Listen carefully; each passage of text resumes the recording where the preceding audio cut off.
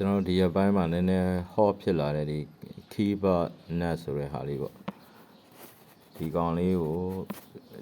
ကျွန်တော်အကောက်ရှောင်းနည်းလေးကိုလုပ်ပြပေးမှာဖြစ်ပါတယ်အခြေခံသမားတွေအတွက်ပါတီဗီသားသူတွေကတော့ကြော်သွားလိုက်ပါနော်ဆိုတော့ဒါကတော့ကျွန်တော်ရဲ့အကောက်ကျွန်တော်ခိုးဖို့အတွက်ကျွန်တော် link ကိုကျွန်တော်ပြန်ပို့ထားတာဖြစ်တယ်ဒီမှာဆိုရင်တော့ဒီမှာ register လုပ်ရမယ့် link ပေးထားပါတယ် register ပို့လုပ်ရမယ့် link ကို copy ယူလိုက်ပါနော်ဒီ link ပါနော်ဒီနားလေးပေါ့ဒါလေးကို sign in link ဆိုတဲ့ဟာလေးကို copy ယူပါလက်လေးနဲ့ဖိထားပြီးတော့ copy ယူလိုက်ပါပြီးရင်ကျွန်တော် browser တစ်ခုခုထဲမှာဖွင့်ပါကျွန်တော်တော့ Chrome browser ကိုသုံးလိုက်ပါတယ် Chrome browser မှာကျွန်တော် page ဆွဲချပြီးတော့မှရှာလိုက်ပါမယ်ဒီမှာ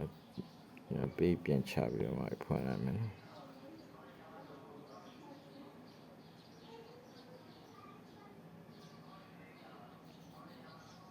ဒီလိုပေါ်လာပြီဆိုရင်ဒီအပေါ်ဆုံးမှာ Gmail ထည့်ပါဒီမှာတော့ဒါကျွန်တော်ရဲ့ refer code ပါပြန်ပြောင်းစရာမလိုပါဘူး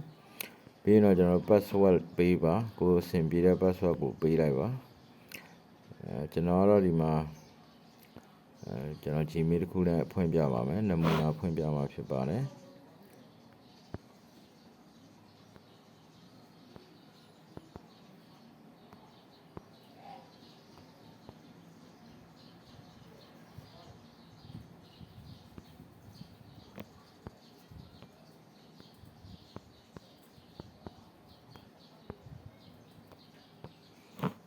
ဒီမှာကျွန်တော်ဒါဆိုရင်ဒီလိုဖြစ်သွားပြီကျွန်တော် register လုပ်လိုက်မယ်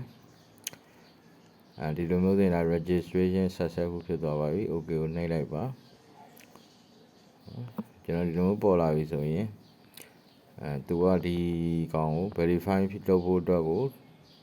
ဒီကောင်လေးကိုเนาะ email လိပ်စာကိုသွားပြီးတော့မှကျွန်တော်တို့ verify ဖို့အတွက်ကို verification လုပ်ပေးရမှာဖြစ်ပါတယ်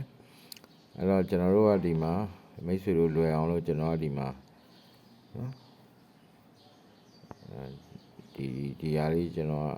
လုပ်ပေးထားတယ်နော်ဆိုတော့ဒီ link လေးကိုဒီနားလေးကို link လေးအပြာရောင်လေးကိုကျွန်တော်တို့နော်ဖိပြီးတော့မှ copy ဆွဲပါ copy email ပေါ့နော်ဆွဲပြီးပါရင်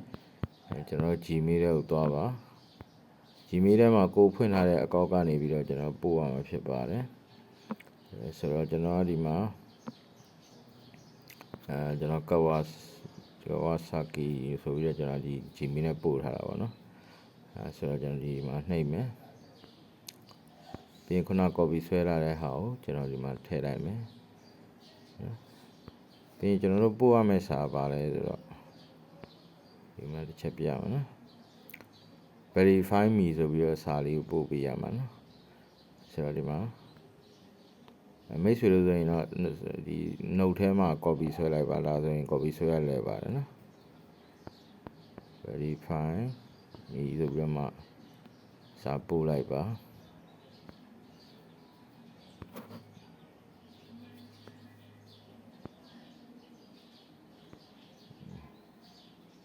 ဒီမှာနော်စာပို့ထားပြီးပြီဒါဆိုရင်ကျွန်တော်ဒီမှာ Chrome ထဲကိုပြန်သွားပါChrome ထဲကိုပြန်သွားပြီးတော့เนาะsorry Chrome ထဲသွားမှာမဟုတ်ခုနကျွန်တော်တို့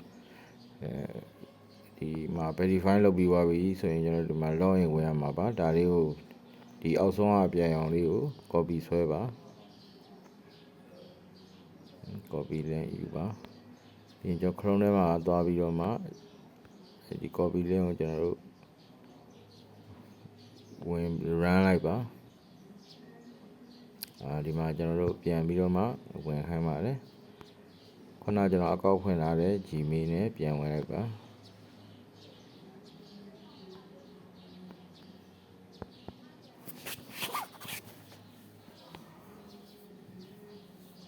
ကျွန်တော် Gmail ကျွန်တော်မှတ်မိတော့ Kawasaki 901เนาะ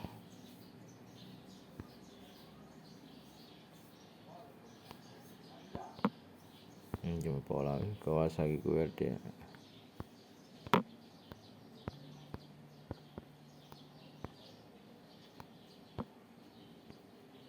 ပြီးရင်ကျွန်တော် login ဝင်ပါဒီလိုမျိုး login ဝင်ပြီးသွားပြီဆိုရင်တော့ကျွန်တော်တို့ဒီအောက်က K ဆိုတဲ့စကားလုံးလေးကိုဒီမှာအောက်ဆုံးမှာ K ဆိုတဲ့စကားလုံးအကြီးကြီးရှိတယ်နော်ဒါကြီးကိုတစ်ချက်နှိပ်လိုက်ပါနော်အစိမ်းအောင်ပြောင်းသွားပါလိမ့်မယ်ဒါဆိုရင်စပြီးတော့မိုင်းပါပြီနော်ဆိုတော့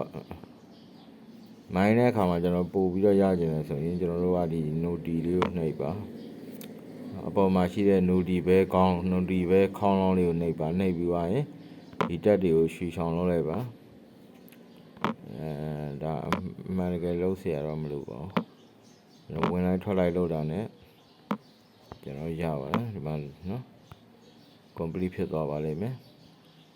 ဆိုတော့ဒါလေးတက်ကလေးလောက်ပါနော်ပြီးလူဖိတ်ခေါ်ဖို့အတွက်ကြတော့ဒီဘက်မှာကျွန်တော်တို့ကိုယ့်ရဲ့ profile ကိုနှိပ်ပါပြီးရင်ဒါကတော့ကိုယ့်ရဲ့ refer code ပေါ့နော်